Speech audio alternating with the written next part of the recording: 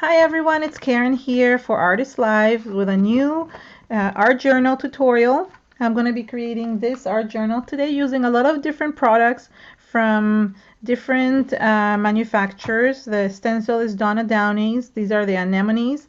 And actually, I'm not sure I'm saying that correct, that flower. I actually thought they were poppies, but when I went to look up the product name, they were actually Anemones.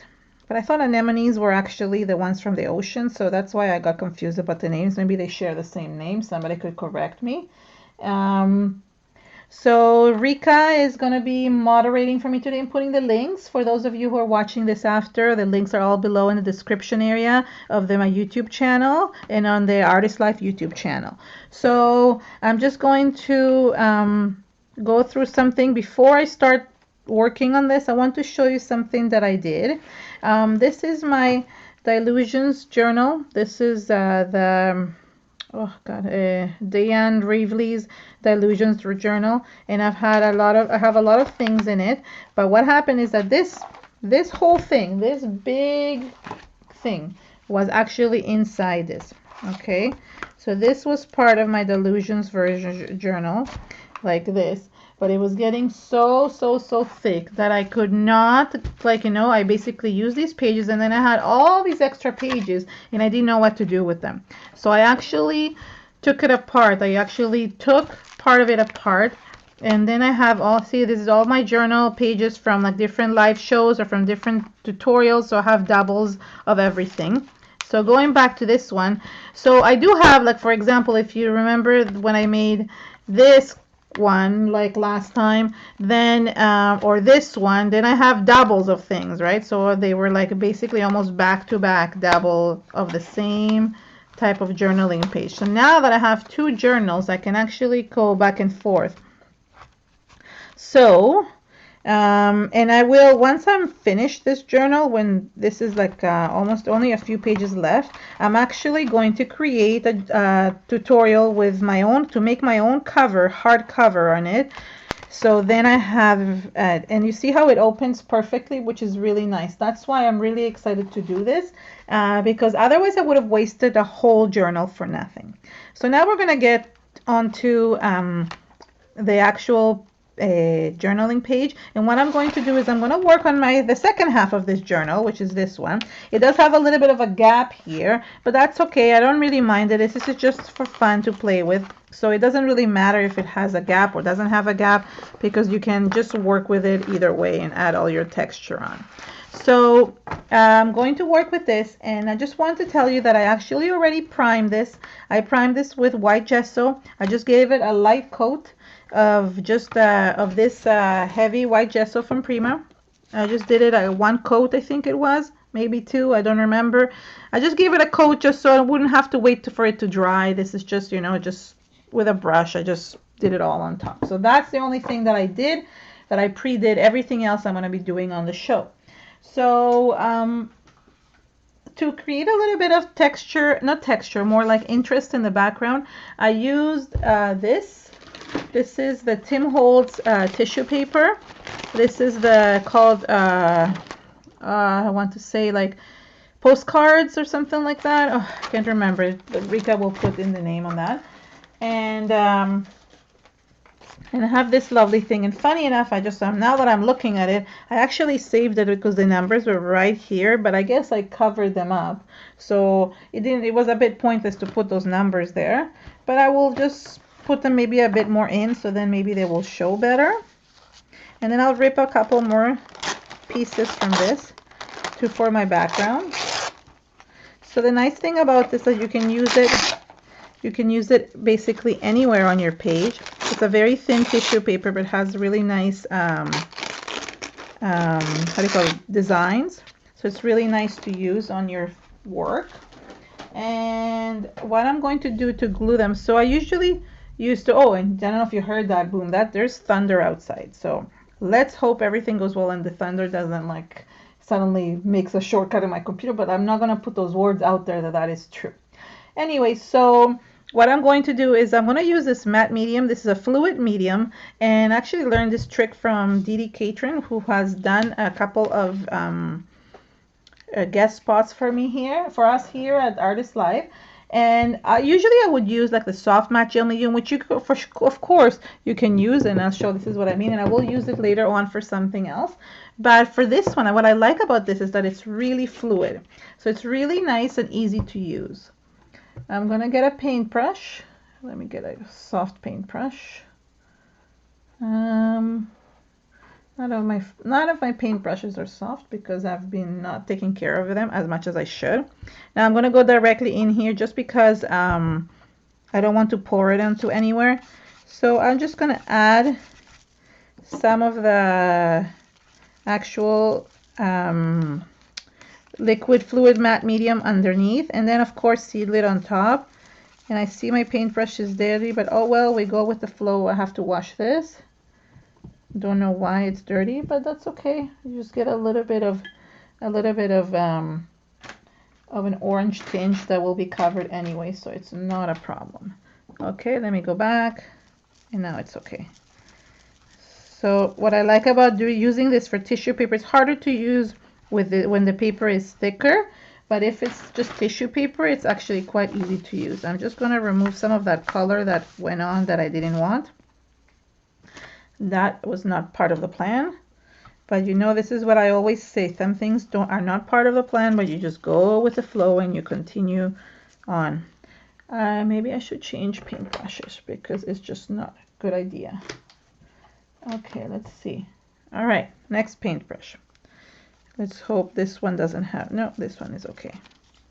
So I'm just adding pieces of this tissue paper. It doesn't really matter where you add them because I don't want the full image to be on the background. I just want parts of it to stick through, but you don't know which parts are going to be. So you are using the full, like a big image, but in reality only part of it is going to show, and that's okay. And that's the look that I want. So there we go. Hi, Terry. Terry from Spain. Hola. ¿Cómo estás? What's your name? She says she's from Spain. Somebody's from Spain. That's very cool. I was just recently there in September.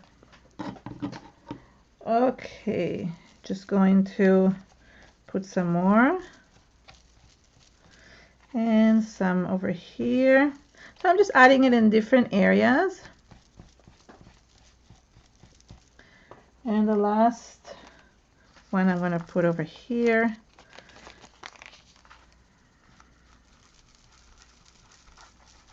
Okay, so that's basically my really quick background. And I'm going to dry it up. So there we go. So I'm going to dry this up.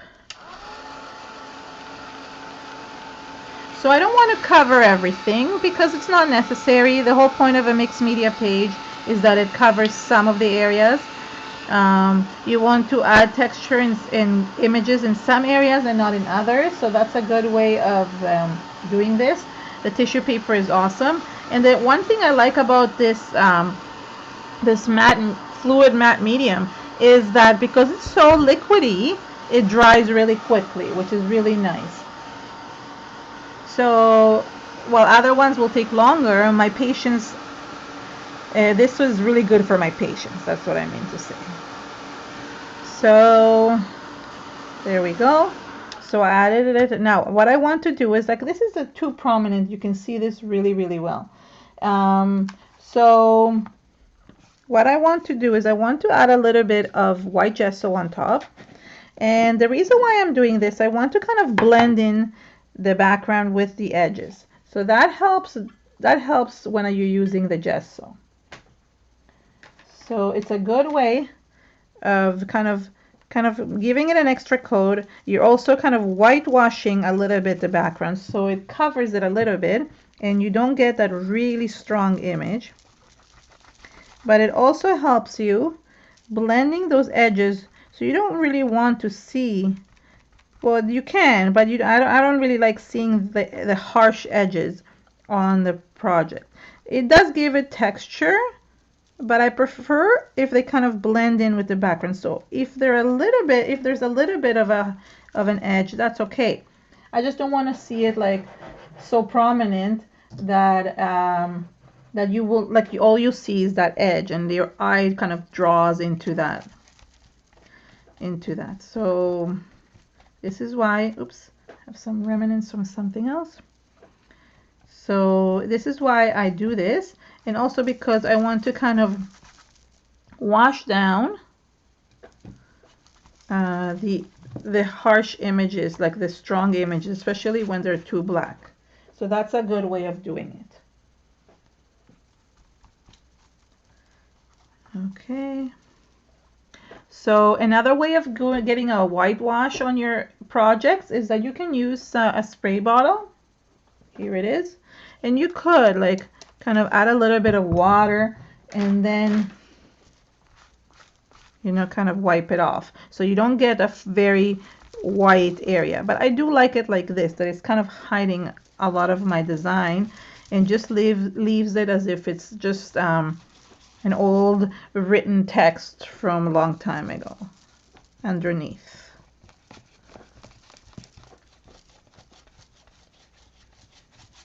Okay, so once I give this a really nice whitewash, I'm going to again dry it up, because what I want to do is I want to add some more nice interest in the background.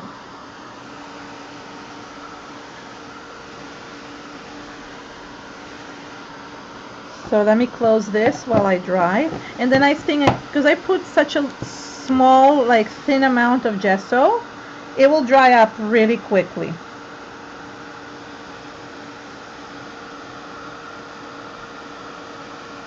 Yeah, so this technique, you're right, Rika, this technique is really good because it's just so simple to do and just really easy, and it creates really cool effects. I think I put a lot of it here, and you see this is what happens when you don't have patience and you just mess around with it. It kind of becomes, you can't see it in the light, but it actually creates this really nice bumpy texture. Okay, so now that I'm dry, I am gonna take out this. I love this stamp set. This is a Tim Holtz stamp set. This is a brand new one. Well, a brand new one from this year. It's a Stampers Anonymous. It's called Etc. And it has all these images of like it's actually very similar to the actual tissue paper. It has like a ledger, it has different stamp images and things like that. So it's really cool. And I used a few of these images. Hold on, let me take these out. And just to add a little bit more interest. Now you could use one or the other. You could not use the stamp, but I just wanted to show you that there's two ways of doing this. You could use the stamp to create the same type of images, and then you could do a whitewash on top. I'm not going to do a whitewash on top of my stamps, but you can, and then you can get the same effect as this. I'm going to use some archival ink. You can see how well it's used. I've used this one, how well used it is. And basically, the way I like, as I always say, I mean, the nice thing about the Tim Holtz stamps is that they have irregular shaped edges, so you don't get that exact effect, exact stamp. You actually get a distressed stamp look. But I still, to even get it even more distressed, I always hold my stamps this way, which I think I've said this before. And when I stamp, I don't let the edges kind of touch as much. That helps with creating these really nice effects, the distress effects in the background, without having to feel that you have like a square. So you see, you kind of create that effect without having to have a square around it. I took this number as well. This was just fun to just put a couple of numbers. I think I went back after and added some more images once I had done the poppies. But right now I'm just going to do it first. And then you can kind of, when you're done your project, you can kind of see where things are needed and where things are missing, and you can go ahead and add them over there. So you can overlap these images. So it looks like it's a really old paper. And that's what I like about this. I think I'm putting them upside down actually, and I'm not even noticing, and it doesn't really matter, right? So you can just basically mix, and this all comes together as one really nice distress page. And the nice thing why I covered everything, because I don't really know where things are going to land, and I want to make sure that there is like kind of an image everywhere, so when I actually like distress things and put things on top, you know, so you see what I mean? Like sometimes it shows and sometimes it doesn't. So I want to make sure sometimes it goes in between the flower. I don't know exactly where it's going to land. I don't plan this. So I just make sure that I covered everything. So that's what I mean by that. So you see how like sometimes there you have things inside the flowers and so forth. So this is what I mean by that. And here is what I'm going to, hold on one second.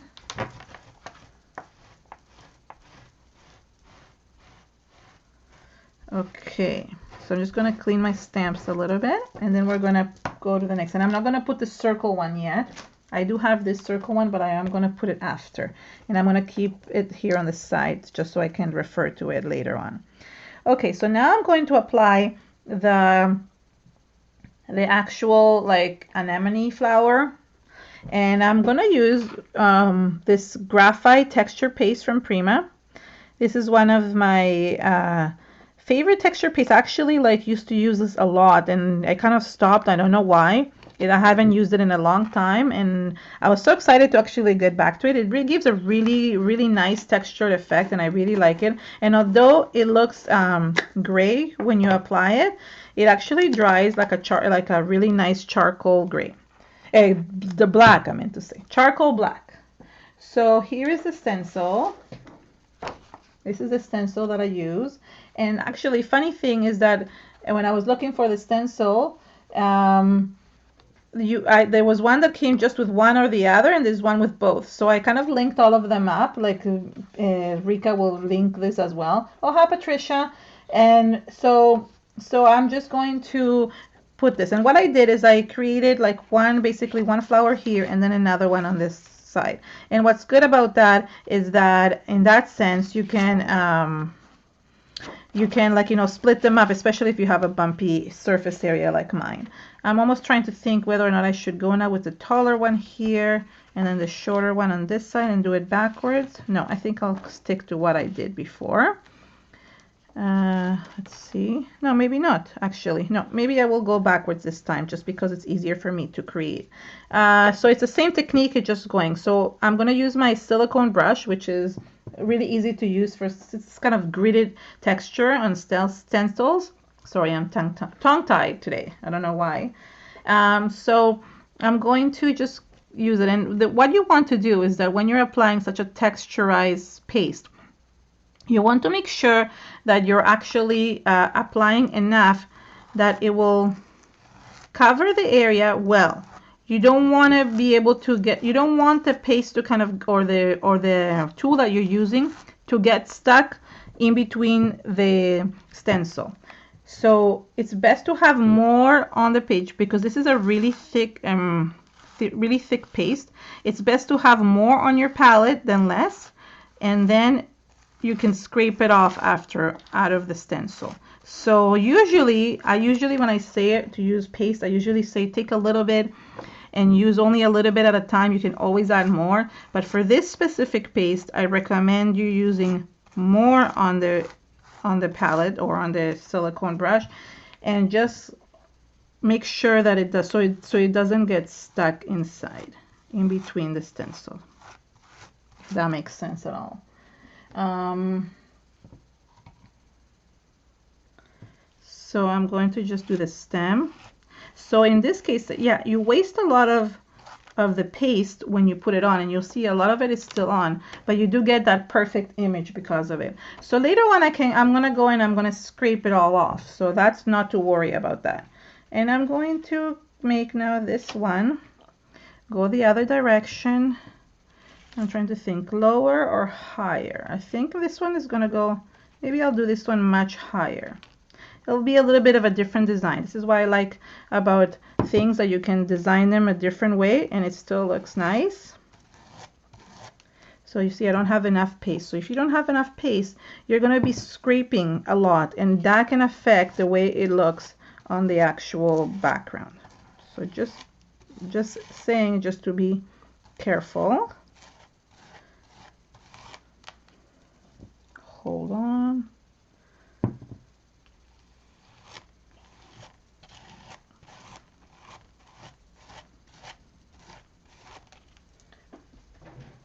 Okay, hold on. Oh, hi Monica. So I'm just going to do the bottom. Just do the stem all the way to the bottom. And I think I did it too high up, so the stem doesn't reach. So I'm gonna have to kind of create a fake stem.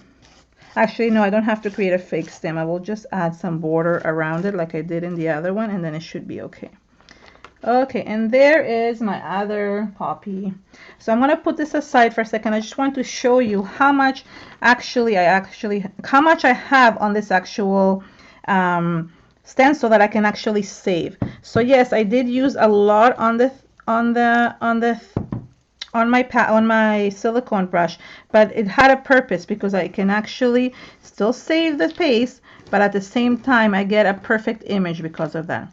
This technique only works with something that is really thick. If you're going to do this with something which is a little bit more liquidy, like even modeling paste, sometimes it doesn't work on, because you need that thickness to kind of take over the stencil, or to kind of like go over the stencil. While if it's too liquidy, it will just run underneath. So you don't want a lot. When it's something more liquidy, you actually want less on your palette than when it's something when it's thick. So the opposite. So that's a good rule to know. When it's something thick, when you have a thick paste, then you can use a lot of the paste on the stencil. When you have a thin paste or a thin gesso or anything that is not as thick as this one, then you should use smaller amounts. So you see how much I actually scraped out of this, okay?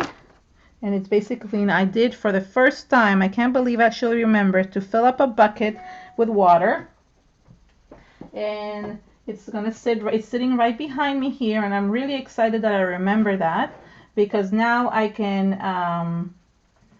actually not ruin my stencil. But if you do ruin your stencil and you forget to put it in water or wash it right away, which I can't wash right now, you can always look back at my YouTube tip or my YouTube how you clean your stencils video tutorial, and how I experimented with a bunch of the different with the different materials, products, to be able to clean stencils.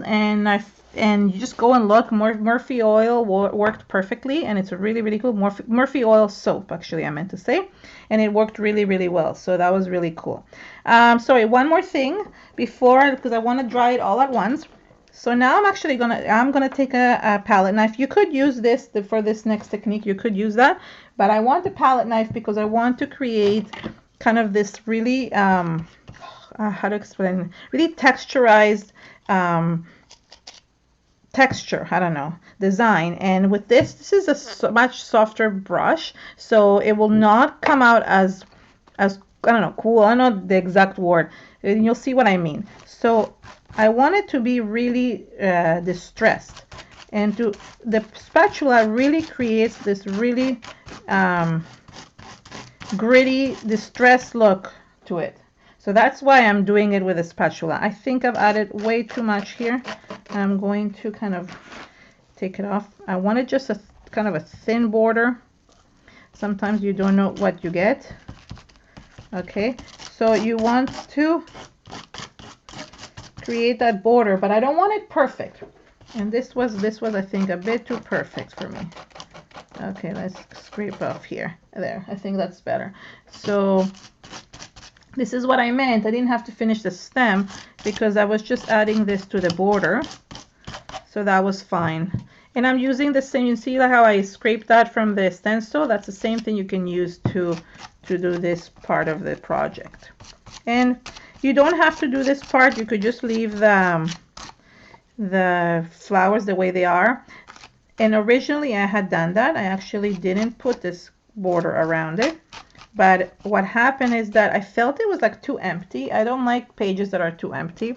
I'm not a less is more kind of person. I'm more of a more is more kind of person, if that makes sense.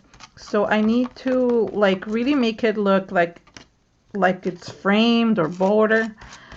And this helped kind of border everything in to make it look like it's part of one item, while the flowers didn't look like they were just in mid-air. As you can see, I am adding this, and you can see that a lot of the images get covered because of it. So that's why I said I never know what I'm going to get. So that's why it's okay to stamp everywhere and even restamp after again. Thank you so much for linking that, Rika. I should be able to link it also, linking the cleaning video as well, because that helps for people to have to clean stencils. I had a hard time cleaning stencils. I actually had such dirty stencils at one point, and I couldn't use some of them. And after this Murphy Oil soap, I'm able to use my stencils again, which is really rare. Okay, so hold on, I'm just getting the edges here. Okay, so there we go. So that's basically the border, and you'll see how I'm going to use the markers. I'm going to use the Jane Davenport Mermaid markers today, and you'll see how cool it is to kind of play around with them. Okay. So hold on, a little bit more. Okay, good. So there is a good framed border. I like how it looks right now. I'm going to clean my palette knife. Really important to do that, especially with this gritty texture. That Murphy Oil also helped. These palette knives were so dirty, and now they're so clean. I was really excited about that. Okay, so I'm going to close this. I'm going to dry. The nice thing about this texture paste is that it dries really quickly. So you see here, I still have the underneath, like all these images underneath, and I still have the texture paste on top. So I have it all, but it will still get covered. That's why I never know what's going to happen.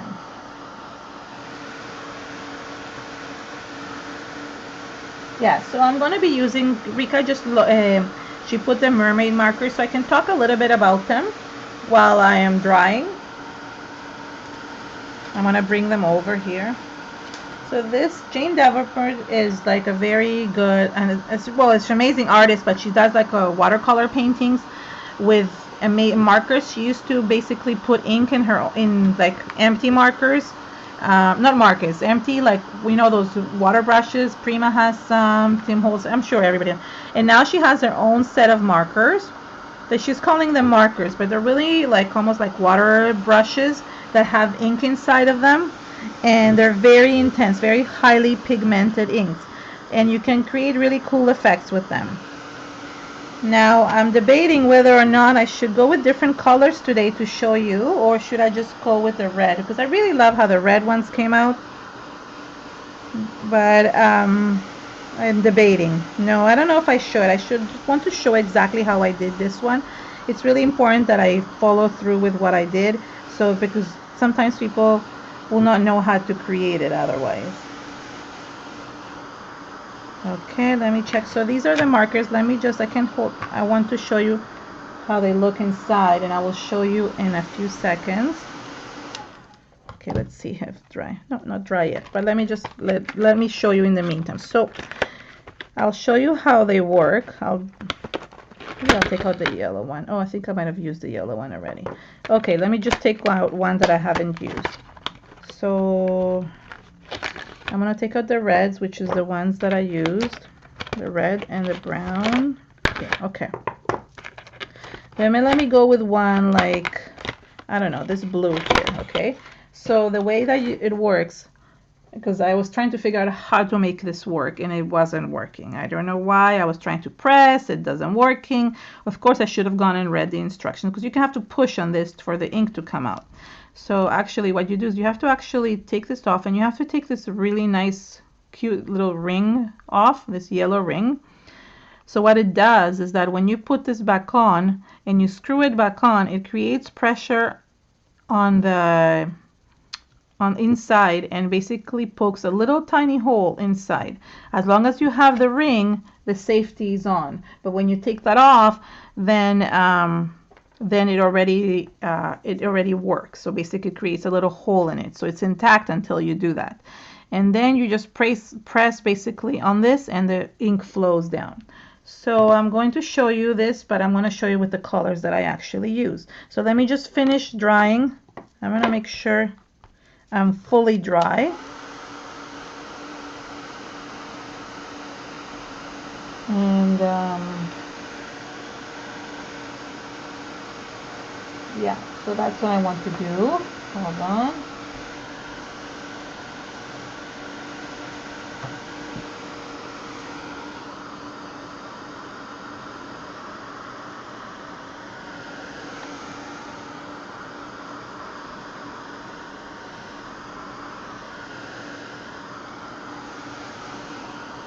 Okay, so this should be partially dry, I guess. Okay, these I haven't used. So I did use this. I used the orange and the red.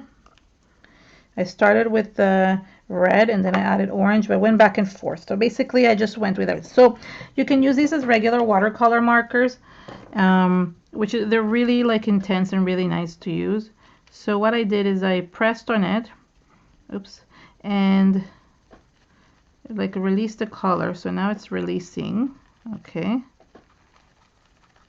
and then what I did, just to show you, is that I use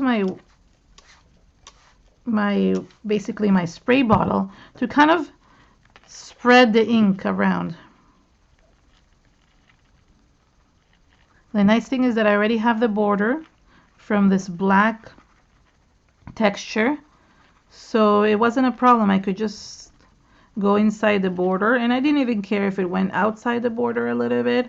I wanted it to be, if it did go outside the border, that it would be like lighter. So I would, every once in a while, I would grab my like a wipe and just basically dab it to make sure that it becomes lighter on the outside, because I want the darkness to stay inside the flower. I want to do the same thing here. And you could add the light one first, it doesn't really matter. You'll see what I mean. Oops. So you could dab a little bit off to kind of make it lighter in the edges and darker in the center, or you could use two colors.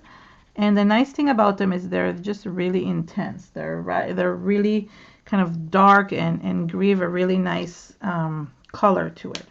So if you see here, it's a little bit leaking. So I just kind of go on and do it. It's just because I have the thing is on an angle. My how do you call this? My journal is on an angle, so I could put something underneath like that, and that would hold it from going out. It might be too high, but still it's really nice. Now I'm going to use the other one. And oh no, maybe I will dry a little bit first. Hold on.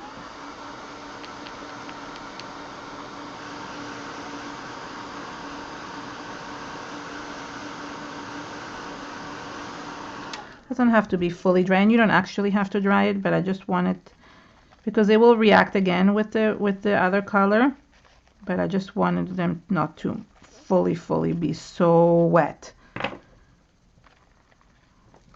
So I really like the combination of these two colors. It makes it really pretty.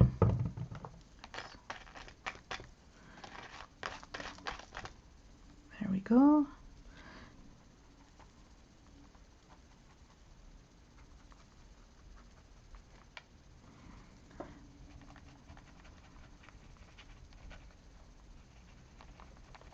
And you can just go back and forth between the markers. I mean, this would have been really nice if it was also purple or any other color. But I just thought to just do the same one that I just did. Okay, let's see.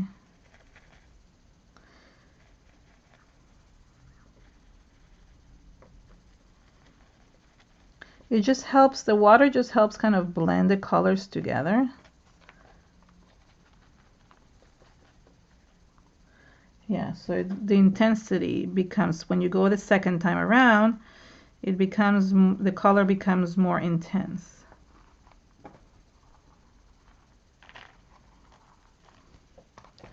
That's becoming too high here. Now I also went around and went in between these as well. So kind of created that extra border, but I did lighten it up and kind of sprayed it going in. So it would create kind of like a watery effect as it's going into the layout.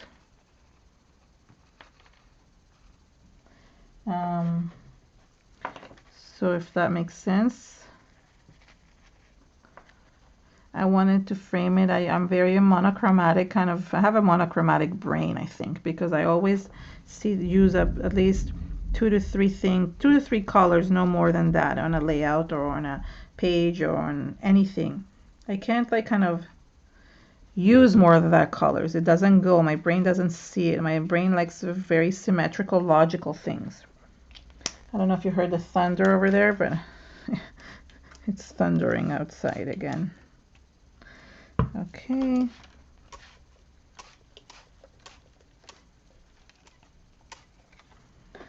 Okay, so, and I want to make it lighter as it goes in, so that's why I'm kind of dabbing it a little bit, because I want to make sure that it blends in with the rest of it.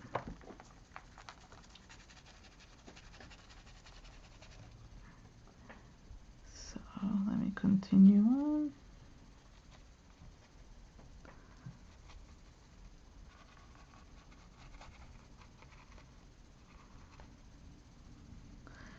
So I'm trying to get in between here, and also like I want to add the other color as well.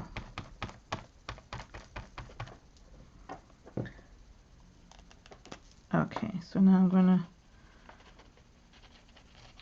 I was into a phase of that I was using only these two, like these colors, which is like the oranges and the reds, and then I go into a phase that I need like blues and greens and purples. So it's strange how, like, I guess I don't know if it's my mood that changes that makes this like change like the colors that I like to use in my art.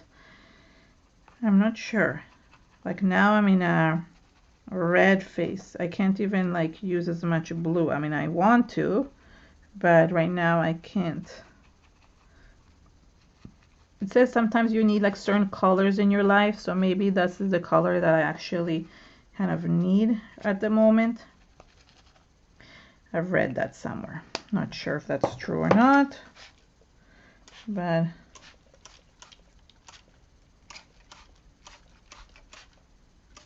okay, there we go. Oh, it looks really yellowish, huh? It's not as yellow as you see it in the screen. I don't know why it looks so yellowish. Okay. There we go. Okay, so let me dry it up a little bit. Oh, I think this needs a little bit more of the orange color. So, I mean, it's really easy to just paint with these. I have to say that I really like the intensity of the color. I think that's what kind of drew me to that. Yes, yes, Monica, that's exactly where you can buy them. You can buy them at Michael's. You can also buy them on Amazon. They're exclusive to Michael's and they're sold in Amazon as well. Other than that, unfortunately, you can't get them in the local stores at all. I don't know why. I have linked the Monica's as saying that she saw them at Michael's. So yeah, you could buy them from Michael's, or you can buy them from Amazon. I put the link to Amazon below because I don't have the link to Michael's, but Michael's is, I mean, Michael's you can just go into the store and stuff like that, but Amazon definitely has them. So, and there, not a lot of her products are available to them because they're exclusive to Michael's. So a lot of her products are not available for like small stores, to other smaller stores, which is hard because not everybody has a Michael's nearby, right? So, or like wants to buy online and can't always do that. Well, it looks really, really yellowish. I don't know why. It's more like an orangey when you look here. As you can see, I keep on adding things. I need to kind of go back and forth and add things, but I think I'm done now, so I think it's good. I'm going to now just dry.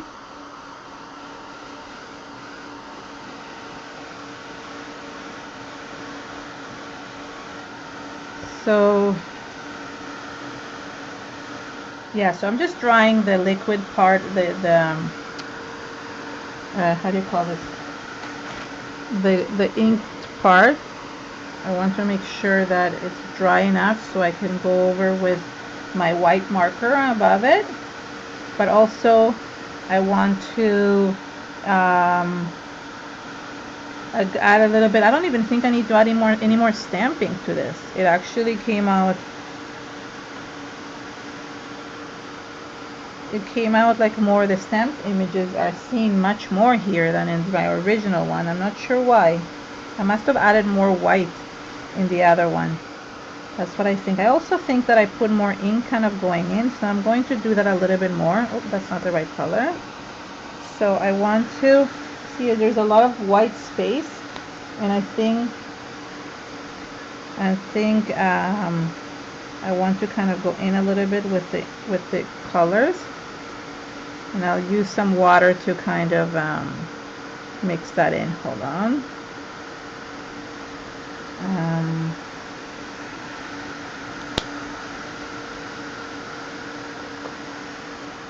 Yeah, so Monica's saying that she sometimes can't find the Finnabair products, so Amazon, yeah, Amazon tends to have almost everything. So I find, you know, where I buy a lot of, I find that they have a lot of things is Joggles or Blitzy. They do have like a lot of the materials. They don't, I guess, don't sell out as quickly. Some do. Joggles, I find that's a good one. But I think you can't beat Amazon with their how do you call this, with their free shipping thing, especially in the US. It's so good with even the Prime. I mean, we have Prime in Canada, but it's not, the products are not as good in Canada, so there's no point on buying so much here. Okay, I'm sorry, I keep on adding things. I want to kind of blend more color in.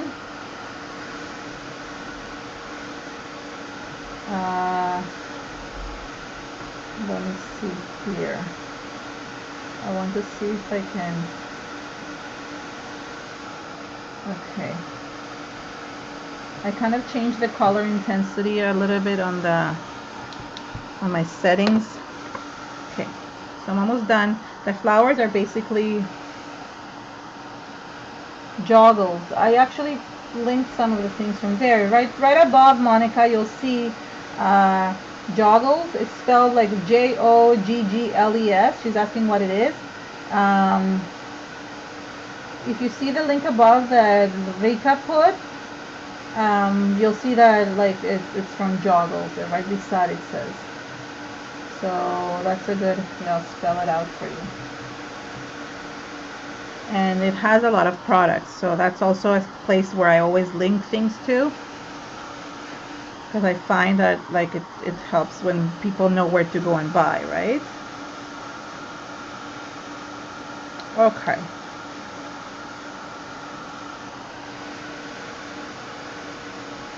Okay, so this is a Posca, white Posca pen. And what I did with it, sorry, is that I just added some highlights on the flowers and on the around, and I kind of did a border. So I just, oh, everything is really hot. Hold on, I have to kind of cool it down. The page is hot from just, how do you call this? From just like drying it. So I'm going to create a little bit of a, I'm going to put some of the white ink here so I can go back and forth. It's just sometimes easier. Hold on. So any of these acrylic markers are great. I found the Posca pens are my favorite in terms of how they work. This is a 3mm Posca pen. They have thicker ones, but I found this is the easiest one to work with. Hold on, I have to kind of. So what it does is that it creates the highlights around my flower. And somehow it's not working. I don't know why. I don't know if it's working, but I might have to go twice over it. So just bear with me. Sometimes you have to do it twice. I think everything is kind of a bit wet.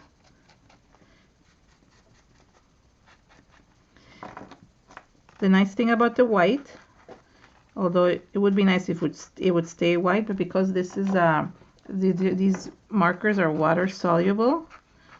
I mean, this is acrylic paint, but I mean, because of the Jane Davenport markers are actually water soluble, you get that, you know, the white kind of mixes with the ink.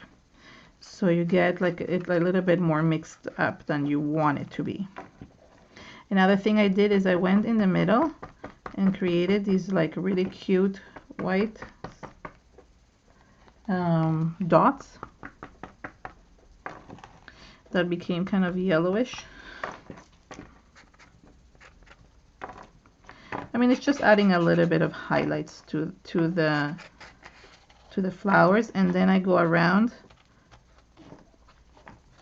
the edges of the really distressed edge of my project, and I just highlight that area as well. I'm not going into that flower yet because it looks a little bit wet, so I'm just gonna do the edges first.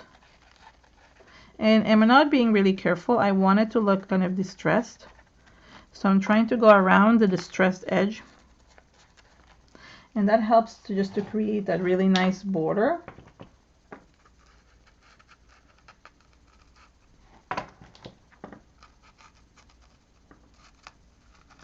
So that is just what I did. I find it helps kind of bring it all in together. So that's why I did the border. You don't have to do this part.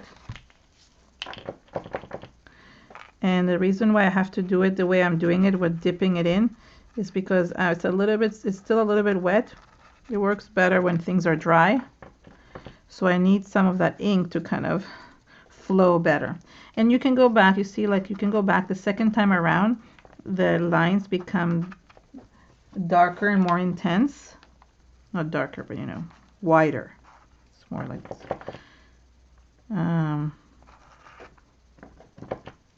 So it works well that way. Okay, and I'm going to go back to this one now.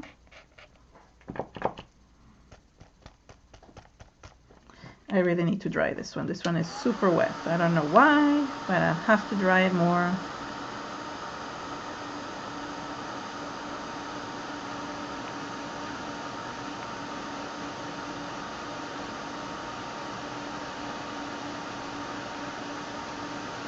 Yes, you have to be, so Rika is saying that you have to be very careful and not to ruin these markers, to really wait until things are dry.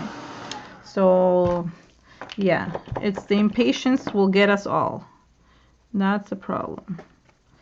But this is why I buy a few of these, because I know I'm going to eventually ruin them.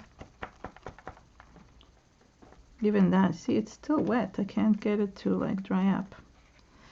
I'm not sure why.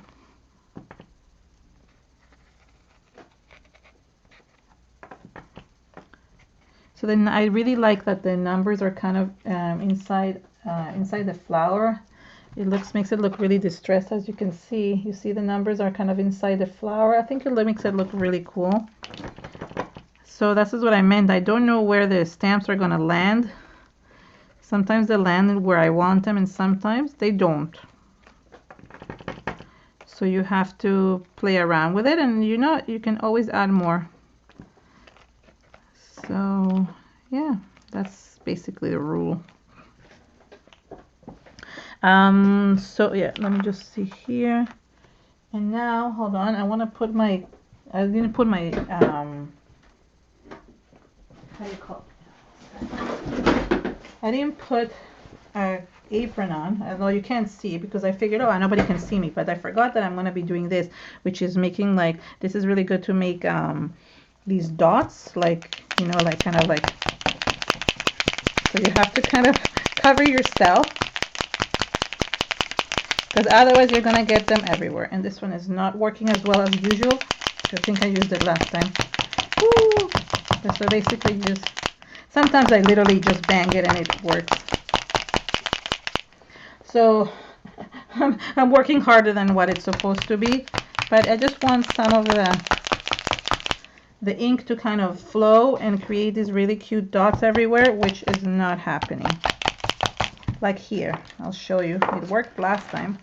I don't know why. You see how like all the dots, oops, all the dots are kind of there, and you just basically do that, but it's not working, and that's okay. I'll just continue pretending that it's working.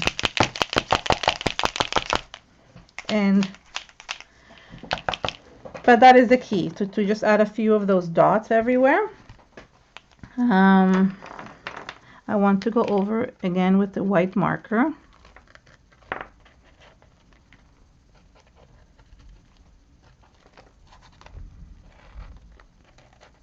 Okay, hold on. Okay, so now, hold on. Okay, so now I just want to stamp a little bit of, just want to stamp this just because I did add this circle to the other one as well. And it just kind of makes it all kind of go together. And then I'll put the title and I'm done. So for this one, I think I'm going to put the circle kind of here. And it's going to be just half a circle over there, not a full one. And I think the other one will go kind of here. Yeah, there we go. And then the third one has to go, I think, at the bottom here. There we go. Okay, so that's pretty good. Maybe I'll just do a little bit more of that. Hold on, because now it's not balanced in my eyes. Okay. Okay, so this is basically the layout. And then what I did is I just took my label maker and just created basically a title. The other one says just create, so I guess I'll do the same. So all you have to do is just kind of move it to the letter that you want and you press, and it just creates that. It's really easy. I love this because you can actually do anything you want with it. Just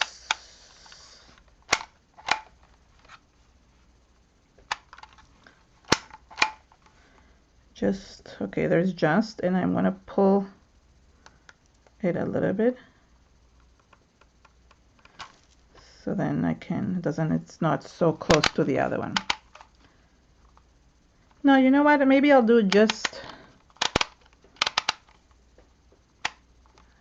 B. I thought that's the thing that came to my mind now. Just B. Maybe just be you. Yeah, I think just be you is better. So, well, this is, see, you can make, there's a nice thing about it. You can make anything you want with it. You go back and forth between the letters. I'm sure there's more fancier ones. There we go. But I like this one. Makes it, it's perfectly fine for my needs. I don't need it more than this. Just gonna cut up. Okay, and there you have it. I have my words and I'm just gonna cut them up. So hold on, maybe I cut this one too close to this, but that's okay. I just want to straighten it up. Okay, there we go. So hold on, I'm just cutting.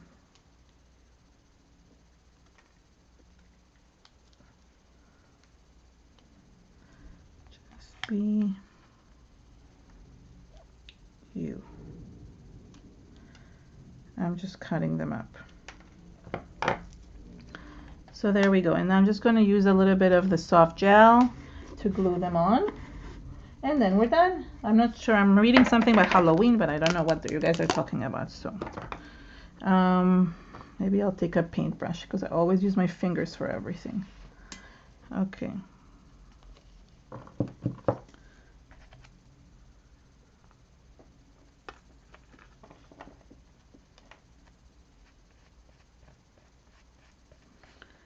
And they're perfect. Like, they're so easy. They're plasticky.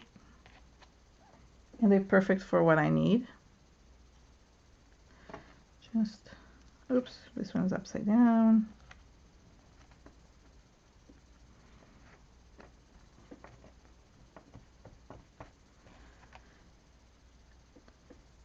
So they're really good. This label maker is really good. So when you want to make your own title, so you don't have the right thing to what you want to say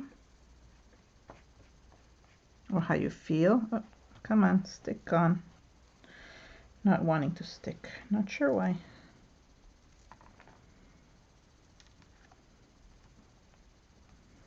There we go.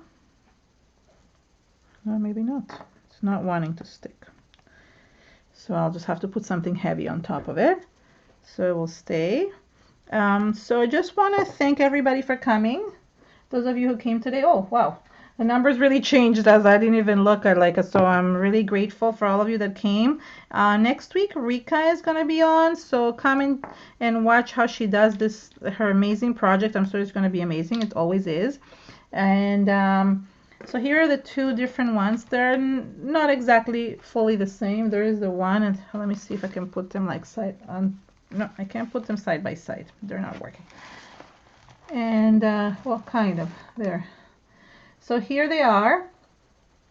They're very similar, just like backwards in terms of where I put the flowers or in the saying, but all the same. I really like this technique, and I love the markers, and I hope you enjoyed yourselves today. Thank you so much for coming, and see you all next week. Bye.